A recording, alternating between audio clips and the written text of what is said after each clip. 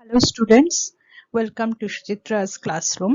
This is Dr. Suchitra Sarkar from Department of Microbiology, Maulana Azad Government College, Kolkata.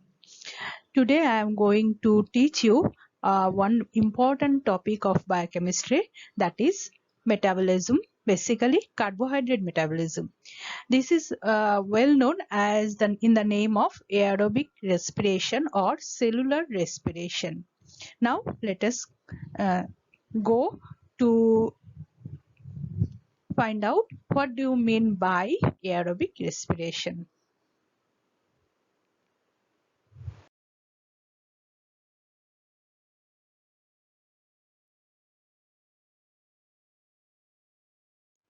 Okay, before going to the details of aerobic and anaerobic respiration, we should concentrate on chemoheterotropic metabolism and what are the different types of metabolism occurs in all organisms and why we are bothered with chemoheterotropic metabolism, how it is related with cellular respiration.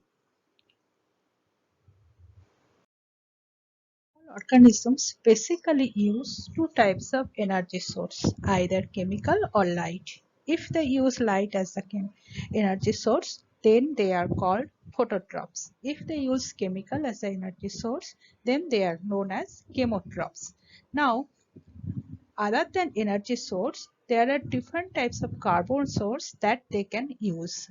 If the carbon source is organic compounds, then chemotrophs are known as chemoheterotrophs and phototrophs are known as photoheterotrophs. While if the carbon source is carbon dioxide, then chemotrophs are called chemoautotrophs and phototrophs are called photoautotrophs.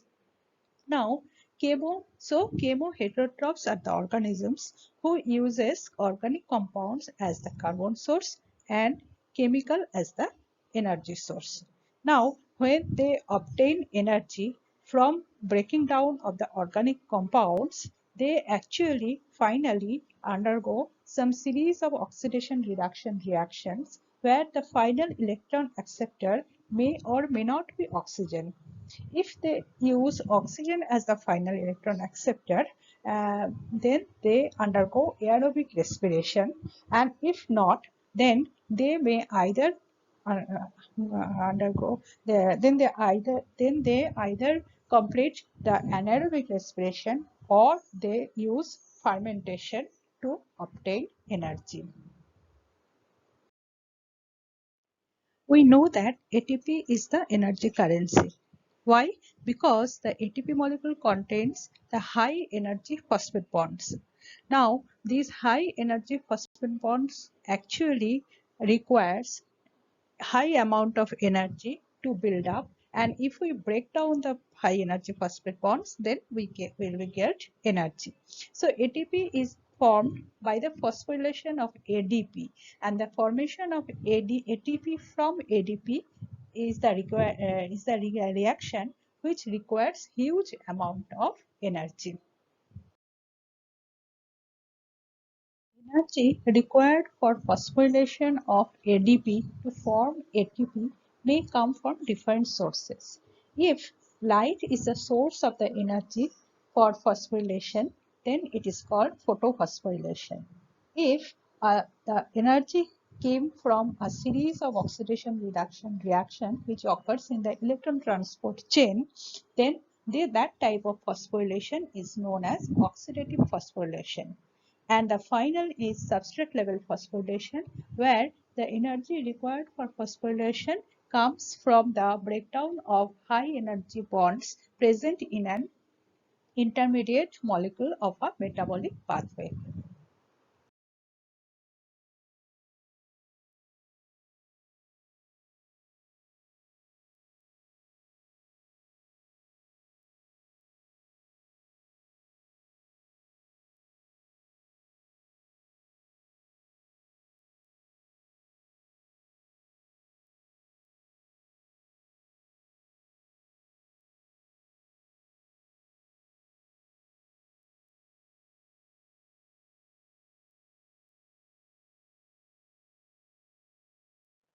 What are the fates of pyruvate? Pyruvate can undergo oxidation in presence of oxygen to give a huge amount of energy, which is known as aerobic respiration. Or it may undergo reduction in absence of oxygen to give some amount of energy, and then it is called anaerobic respiration. Sometimes pyruvate is exhausted to give quickly some amount of energy without change in the net oxidation state of the substrate. Then it is called fermentation.